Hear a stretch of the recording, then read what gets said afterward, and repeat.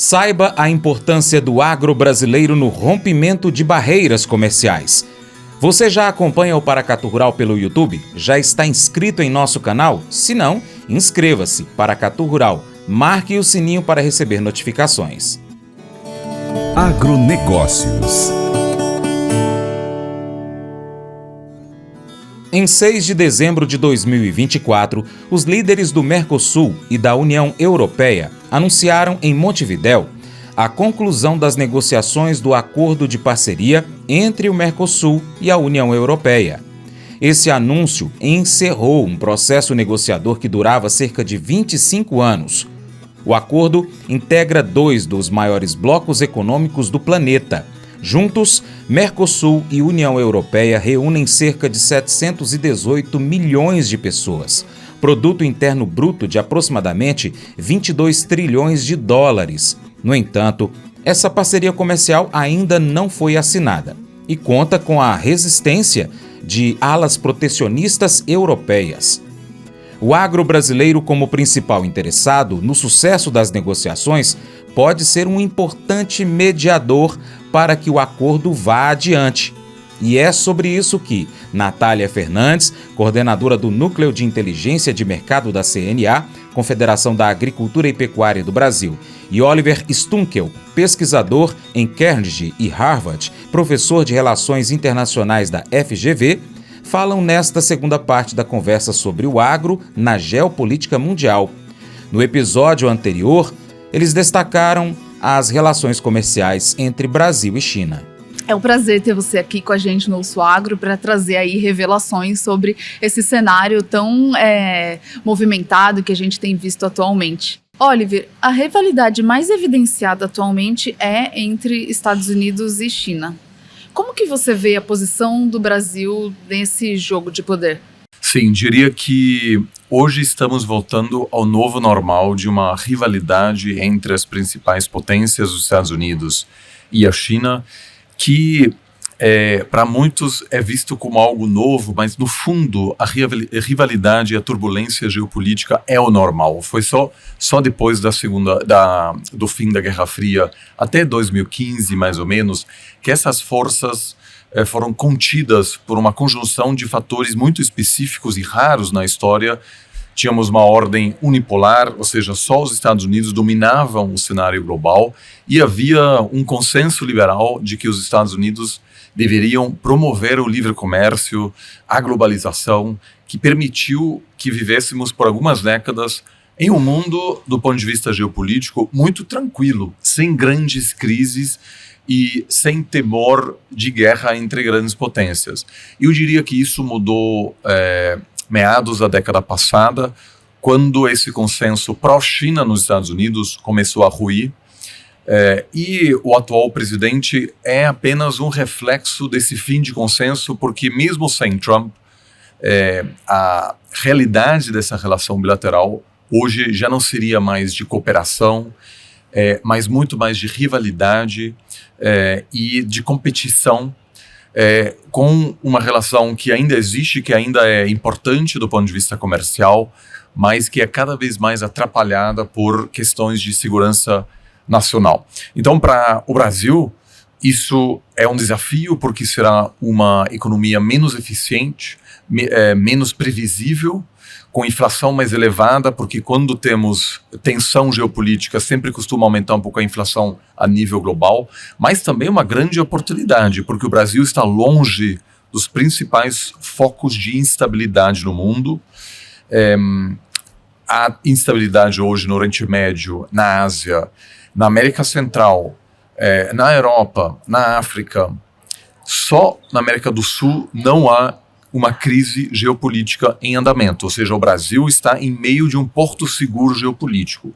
Além disso, o Brasil tem ótimas relações com todas as grandes potências, isso é raro.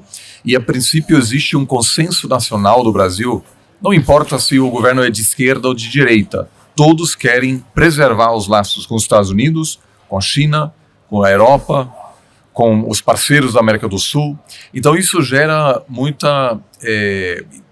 gera uma sensação positiva entre investidores que não precisam se preocupar o que o Brasil vai fazer daqui a 4 ou 8 anos. Existe uma trajetória bastante previsível e, como é o caso agora da briga comercial entre a China e os Estados Unidos, o Brasil pode se beneficiar disso, vender mais produtos agrícolas aos chineses, e nesse quesito eu acho que o país está entre os mais protegidos e mais bem situados em meio dessa turbulência global. E como que você tem visto a postura mesmo, tanto do lado político, né, do Brasil, como também o ambiente econômico, para conseguir realmente participar e ter sucesso diante desse cenário? Além da diplomacia, que é absolutamente fundamental, inclusive o próprio agro precisa ter sua diplomacia. Eu sempre digo que quando um setor faz muito sucesso, é natural que alguns outros se preocupam com esse sucesso. No caso do agro europeu, por exemplo, né, e que vai tentar manchar um pouco a imagem do agro brasileiro para se proteger. Competitividade, exatamente. Né? Então, por isso é fundamental que o agro faça sua própria diplomacia e esteja presente nas praças públicas fora do Brasil também. Né?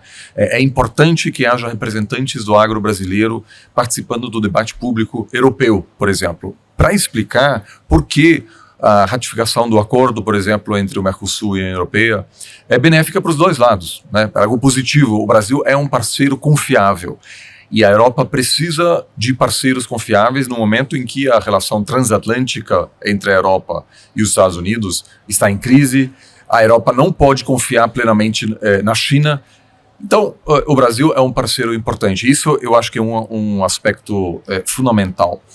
Além disso, me parece preciso enfatizar cada vez mais a relação com novos parceiros que estão em ascensão, sobretudo na Ásia, no Oriente Médio, para além da China. A China, obviamente, um mercado fundamental, mas temos hoje outros mercados como a Índia, a Indonésia, a Arábia Saudita, que são todos parceiros importantes. Então o Brasil, a princípio, precisa também passar por um processo de diversificação e de procurar constantemente novos parceiros e se projetar como um país previsível e confiável, porque o tema de alimentação, por exemplo, na China é um tema muito sensível.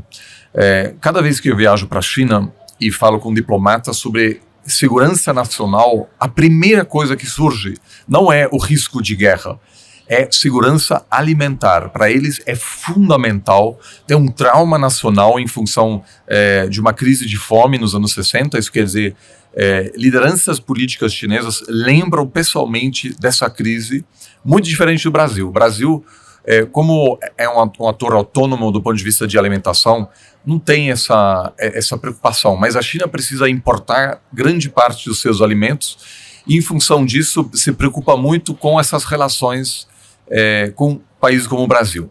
E eu acho que o país aproveitou-se muito bem dessa crise atual entre a China e os Estados Unidos. Inclusive, o governo chinês falou muito da relação confiável com o Brasil recentemente. O Brasil está muito mencionado.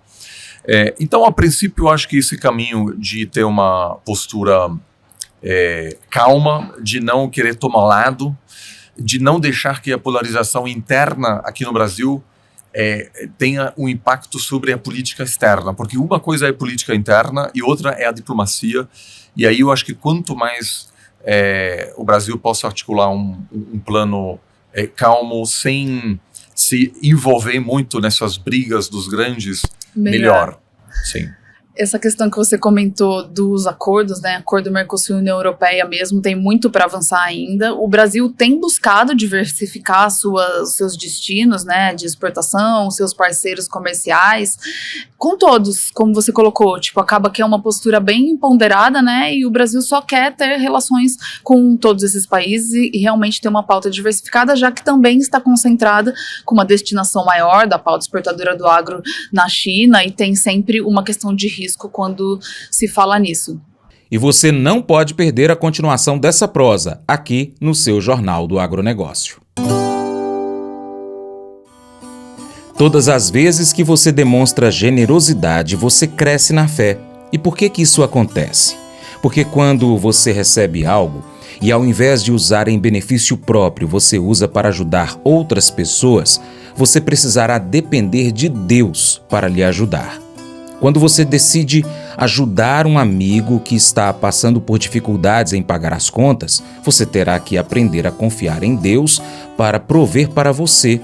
Se você tem uma quantidade limitada de tempo para cumprir com seus compromissos, mas você para e decide ajudar o seu vizinho, você terá que aprender a confiar em Deus para aumentar o seu tempo e fazer as coisas funcionarem, para que você consiga, então, cumprir com os seus próprios compromissos também.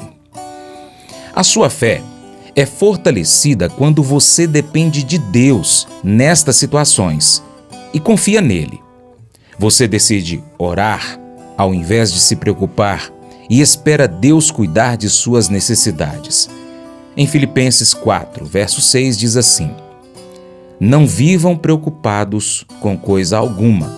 Em vez disso, orem a Deus, pedindo aquilo de que precisam e agradecendo-lhe por tudo que Ele já fez.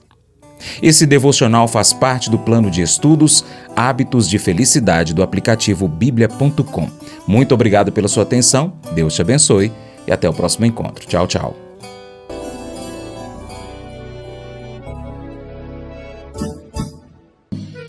Acordo de manhã para prosear no mundo do campo, as notícias escutar. Vem com a gente em toda a região com o seu programa Paracatu Rural. Tem notícias, informação e o mais importante, sua participação. Programa Paracatu Rural. Programa Paracatu Rural.